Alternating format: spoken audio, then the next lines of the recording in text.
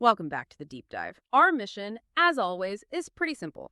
We take these dense, often overlooked documents and, well, we pull out the strategic gold for you.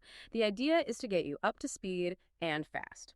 Today, we are diving into a document that, honestly, most people will just scroll right past. It looks like boring government bureaucracy. I'm talking about a Notice of Intent to Sole Source posted by the Health Resources and Services Administration, HRSA. It was posted on December 30th, 2025.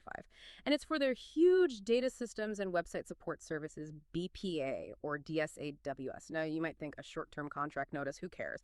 But this is actually a complete blueprint for a major IT recompete down the road. So let's unpack this. Why is the short little notice such a loud signal about what HRSA is planning long-term? Well, it's a classic case of what they have to say to justify their actions telling the real story. HRSA is basically forced, legally, to explain their current situation.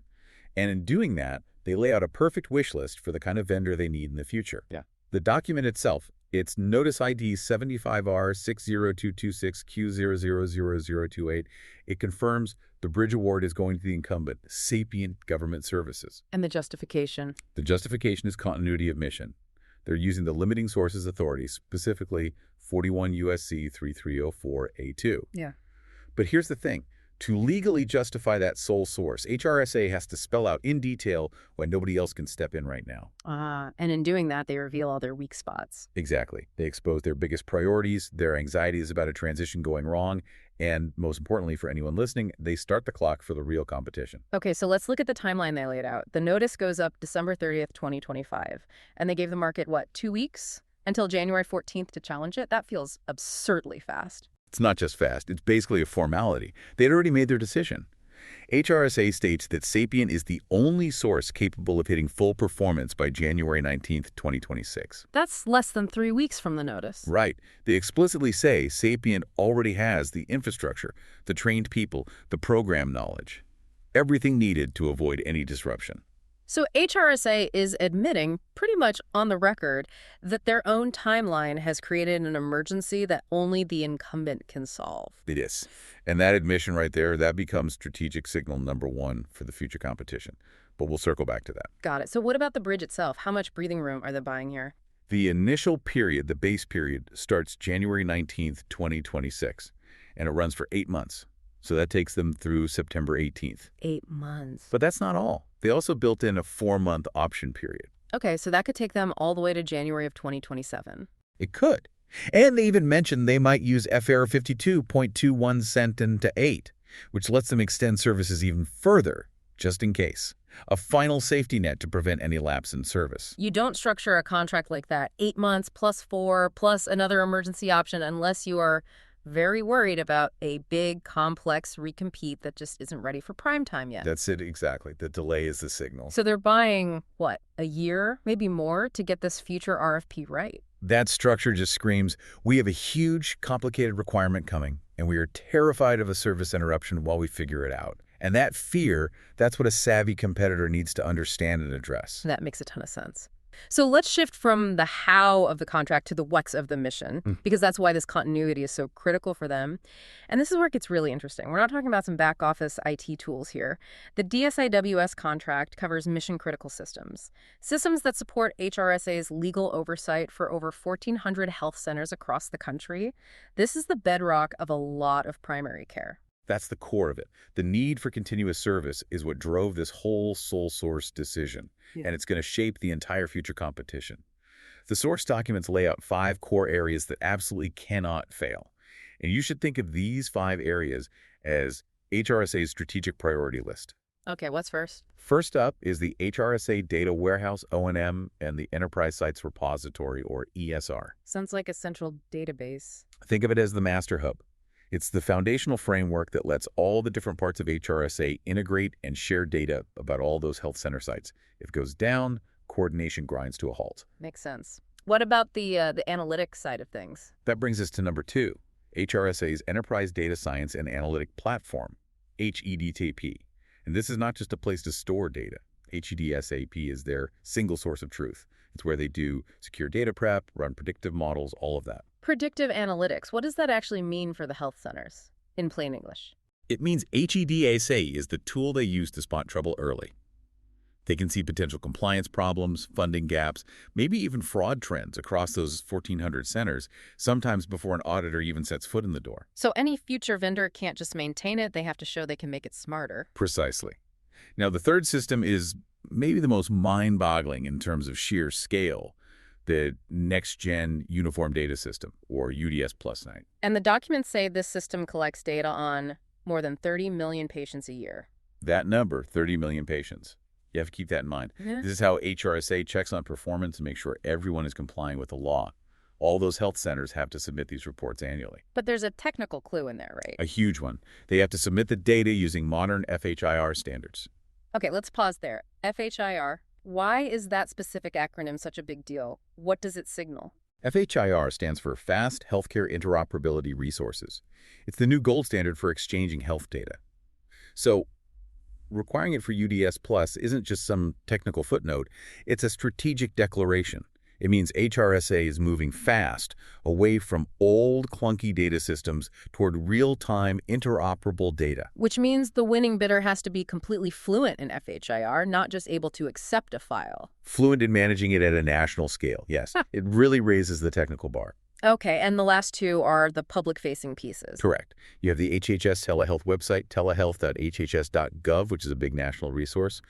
And then maybe the most complex piece of the puzzle, the InsureKids Now data system. InsureKidsNow.gov. Right.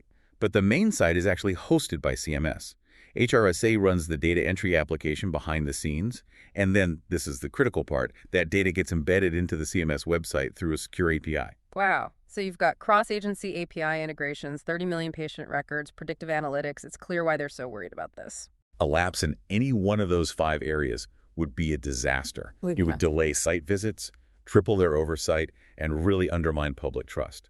Their fear is completely justified. So with all that context, that high-stakes environment, what specific signals does this notice give us about the RFP that's coming down the pike? It's actually fascinating. By explaining why they had to pick Sapient for the short term, HRSA gives us a 4-point rubric for what they'll look for in the long term. Let's hear them. Signal number 1. Day 1 readiness is absolutely non-negotiable. Remember, they only invited capability statements from firms who could take over by January 19th without any help from the incumbent. Now, no one could do that, but it tells you what their number 1 priority is. But if the bridge lasts until late 2026, maybe even 2027, why are they so obsessed with this idea of an immediate, clean takeover? It's that fear we talked about. It's mission-driven fear. Transition risk for a program this vital is just not acceptable.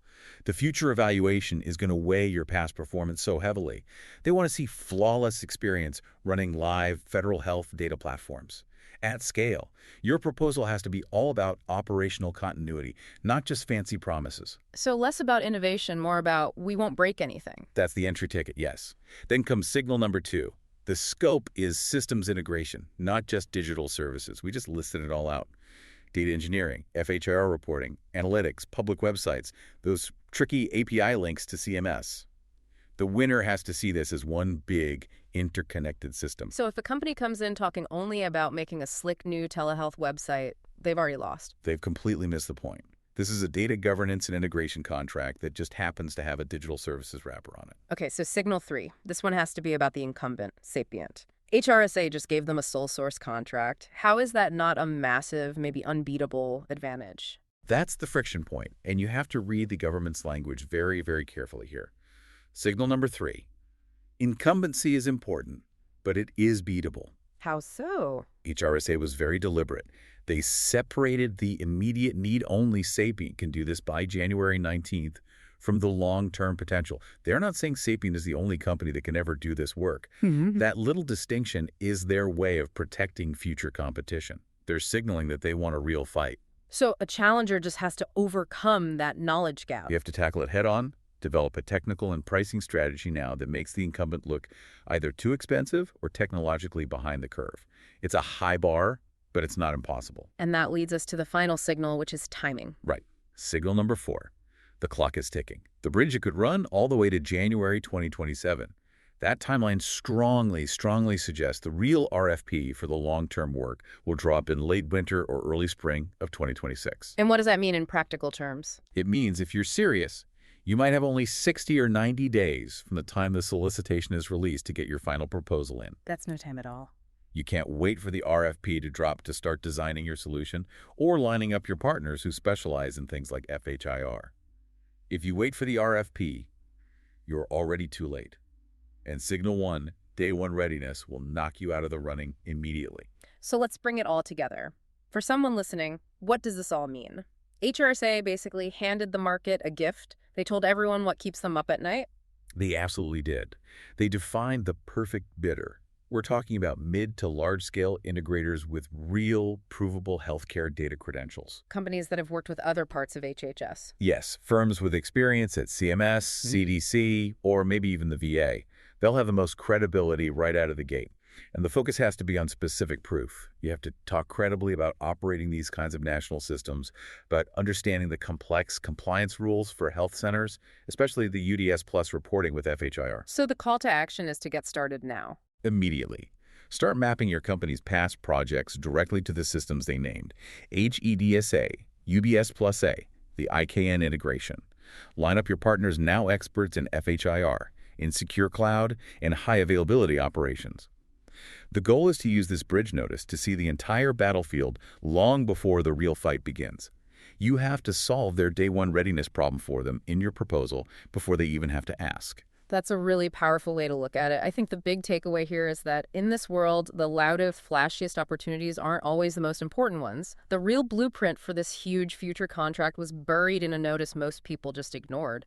The clock really did start ticking on December 30th, whether you noticed it or not. And to leave you with one final thought, let's go back to the scale of this. The UDS Plus system alone, remember, is tracking data on over 30 million patients a year. This is all tied to delivering health care to vulnerable communities and making sure taxpayer money is spent correctly. So this raises a much bigger question for any serious bidder, one that goes beyond a technical checklist. Beyond proving you can be ready on day one, how do you propose to genuinely innovate data governance and analytics on such a critical national platform while at the same time protecting public trust and ensuring statutory compliance? That's the ultimate strategic challenge HRSA is trying to solve.